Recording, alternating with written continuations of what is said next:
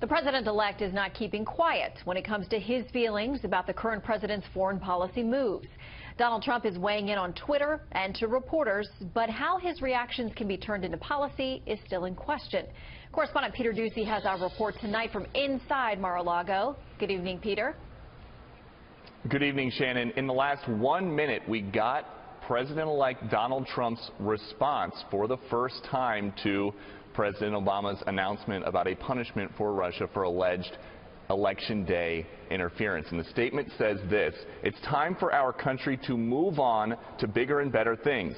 Nevertheless, in the interest of our country and its great people, I will meet with leaders of the intelligence community next week in order to be updated on the facts of this situation." That is consistent with what the president-elect has been saying about this issue here at Mar-a-Lago, but also up in New York during the transition. And it's also consistent with his repeated attempts to completely turn American foreign policy around 180 degrees. The Iran nuclear deal, China's currency manipulation, ISIS, all things candidate Donald Trump talked a lot about, but President-elect Donald Trump hasn't been lately. That's because instead of just crafting policies to address these problems, the next president has been doing a lot of reacting to moves the current one has been making, almost always taking the exact opposite position, like with Russia. The Obama White House punished them for allegedly interfering with the American election, but Mr. Trump, no supporter of sanctions, telling reporters last night he wasn't so sure they were involved. I think we ought to get on with our lives. I think that computers have complicated lives very greatly. The whole age of computer has made it where nobody knows exactly what's going on. It's the same split on Israel, which didn't get a ton of attention on the trail from Mr. Trump, but has recently been an issue he's used to hammer his predecessor. I think Israel's been treated very, very unfairly by a lot of different people. You look at resolutions in the United Nations, you take a look at what's happened. They're up for 20 reprimands, and other nations that are horrible places that treat people horribly haven't even been reprimanded. Transition officials acknowledge there is just one president at a time, and as they wait to see what kind of moves the 44th makes on his way out of office, they are promising quick reversals of many unpopular policies. I'm not sure how long it's going to take, but I can tell you that on day one alone, there's going to be an unquestionable demarcation for this administration. Change is coming to Washington, D.C., and I think it's not just going to be the first 100 days. It's going to be the first, hour, the first day, the first week, the first month, the first 100 days, the first year, the first term. It's not going to stop. It was a relatively quiet day here at Mar-a-Lago until we got that response to the Russia announcement. But transition officials tell us to expect a flurry of activity in the next few days as they fill the 4 remaining cabinet-level positions, all of their deputies, and announce who America's next batch of ambassadors are going to be as well. Shannon. All right, Peter Ducey live in Florida. Thank you. Well, it's hard to watch Secretary of State John Kerry's combative speech yesterday that was highly critical of Israel. Many lawmakers on both sides of the aisle were outraged by it, including the Senate's incoming Democratic leader, Chuck Schumer. In a statement, the senator admonished Kerry for forgetting the history of settlements in Gaza, where Israel had settlers withdraw, and Palestinians responded by sending rockets into Israel.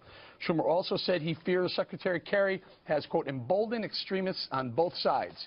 More now with our special guest tonight, Dr. Sebastian Gorka, professor of strategy and irregular warfare at the Institute of World Politics and author of Defeating Jihad. We're going to welcome Dr. Gorka. Now, Dr. Gorka, you said yesterday the administration will be down as the most anti-Israel U.S. administration since Israel was created. Here's my question, though.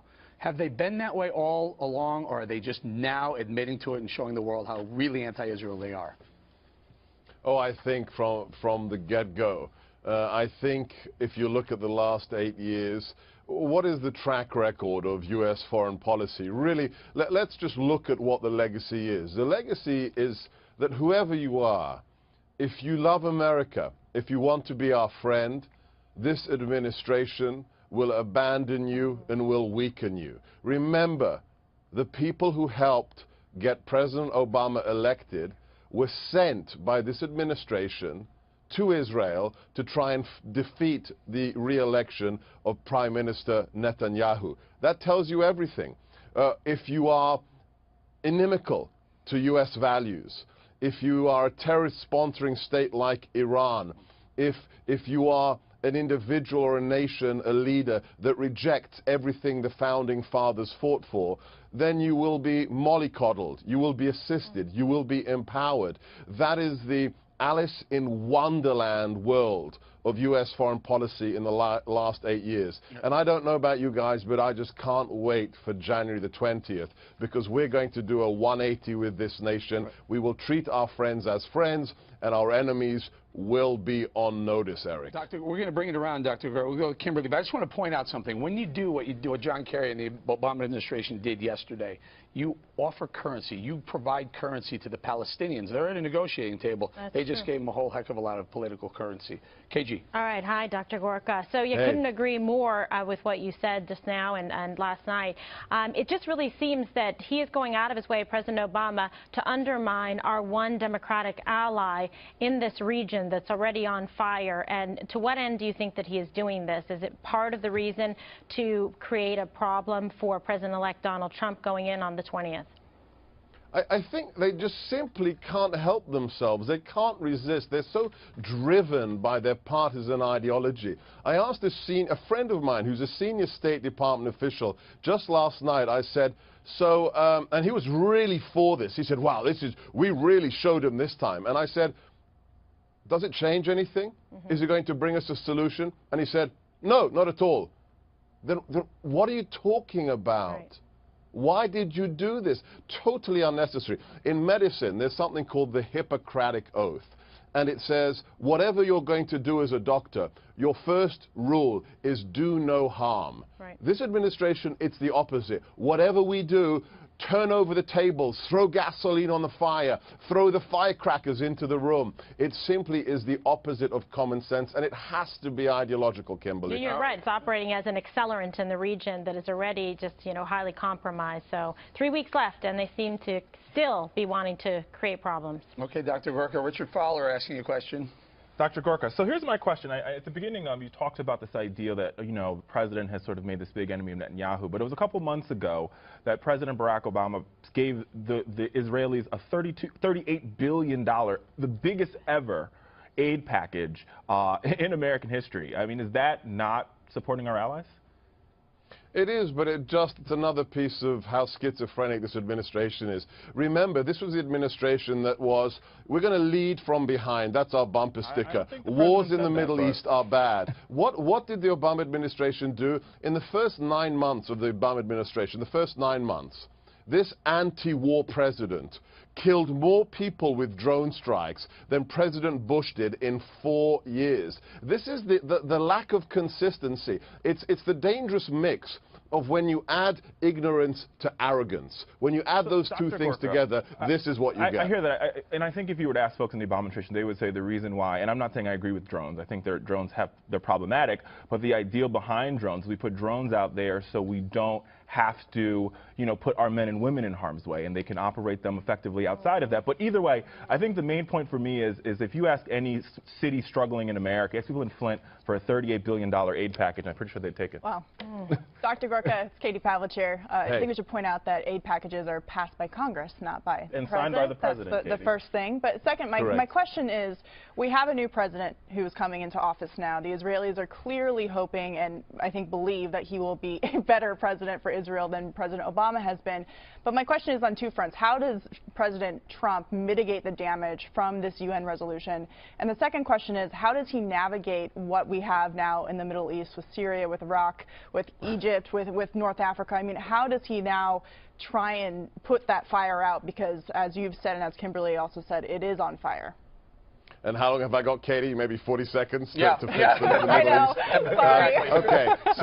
So number one, the resolutions of the Security Council are raised to the level of international law, so there's nothing we can do about that unilaterally. However, as the highest donor to the United Nations, as the most important, powerful nation in the world, we have a lot of leverage. The people who supported this, the 10 nations that supported this, will be punished, whether it's economically, whether it's diplomatically, or whether it's just rhetorically. They will be frozen out, at least for a period of time. That's clear from just the statements made already by President-elect Trump. What can we do in the Middle East? In the Middle East, the first thing that has to be done, and I've been stating this again and again and again, I've told General Flynn, other people on the transition team, look, the first thing we we have to do is we have to win back our friends. There are people bleeding right now, Muslims bleeding for us and for our values in the Middle East. Remember that Jordanian fighter pilot burnt alive by ISIS. The nations of the Middle East that should be our friends, like Jordan, like Egypt, have been completely neglected and abandoned sometimes, like Egypt,